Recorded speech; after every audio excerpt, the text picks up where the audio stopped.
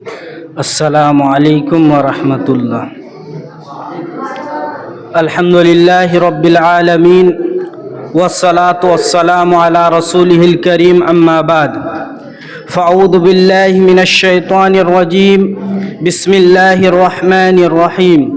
ادعو الی سبیل ربک بالحکمۃ والموعظۃ الحسنہ وجادلہم باللتی ہی احسن۔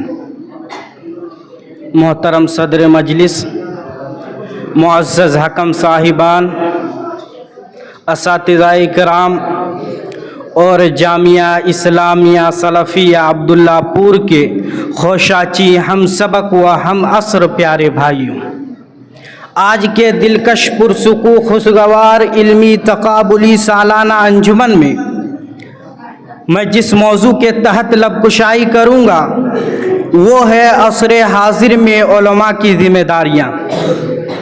حضرات گرامی، موجودہ دور مادہ پرستی اور ٹیکنالوجی ترقیات کا دور ہے۔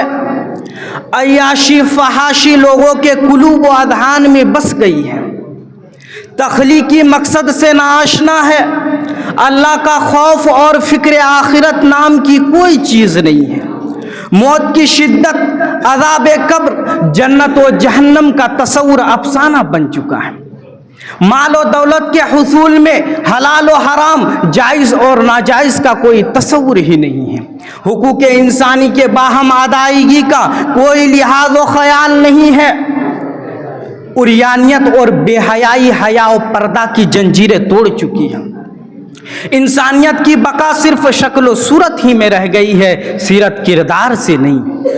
ایسے پرآشوب اور نازک سے نازک تر حالات میں خیر امت کے علماء حضرات پر اہم ترین ذمہ داریاں عائد ہوتی ہیں، کیونکہ خیر امت کے علماء اکرام انبیاء علیہم السلام کے تعلیمات کے وارث ہیں۔ یوں تو امت مسلمہ کے تمام فرد، خواہ مرد ہو یا عورت، کے بارے میں اللہ تعالیٰ کا فرمان ہے، اخرجت للناس، یعنی امت مسلمہ کا وجود کا مقصد ہی لوگوں کو فائدہ پہنچانا ہے۔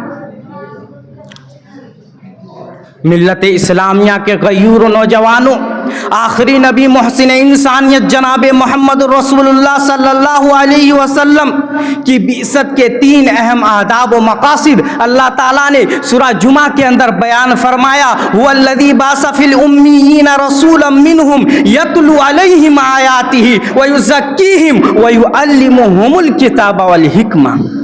قرآن آیات اور تعلیمات نبوی کا بیش قیمت ذخیرہ علماء امت کے پاس اصلی صورت میں محفوظ ہے، جس میں مخلوق کو خالق ارض و سما کے ساتھ جوڑنے، گناہوں اور برائیوں کا احساس دلانے اور دونوں عالم میں اللہ کی رحمت کی مستحق بننے کے واضح تعلیمات موجود ہیں۔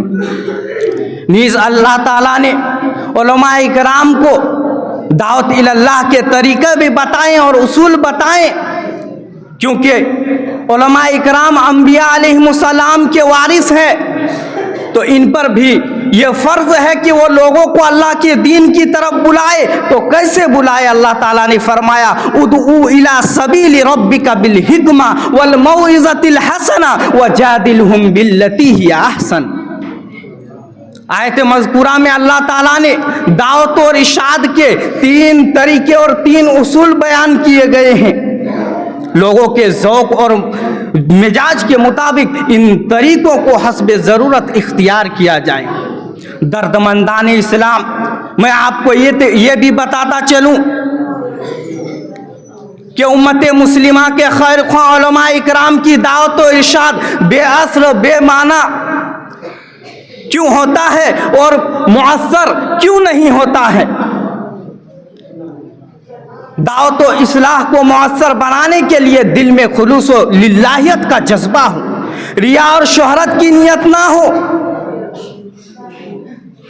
ریا اور شہرت کی نیت نہ ہو، اور اور दाई खुद दीनी उमूर का आमिल व हामिल हो, क्योंकि कौल व अमल में अदम मुआफ़क़त अल्लाह जुल जलाल को निहायत ही नापसंद है। जैसा कि रब्बुल आलमीन का फरमान कबुरा मख्तन इंदल्लाह अन तक़ूलू मा ला तफ़अलून, तुम वो बात क्यों कहते हो जिस पर तुम खुद अमल नहीं करते हो। इन्हीं दाइयों के बारे में अल्लाह ताला ने एक दूसरे मकाम पर फरमाया अतामुरून अन्नास बिल बिर्रि व तनसौना अनफुसकुम, ऐ दाइयों, ऐ खुतबाओ, तुम लोगों को दीन की तरफ बुलाते हो, नेक काम का हुक्म देते हो, व तनसौना अनफुसकुम, और अपने आप को भूल जाते हो। यही वजह है कि दौरे हाजिर के अक्सर नुमाइशी और दावती प्रोग्रामों का हम और आप मुशाहदा कर रहे हैं।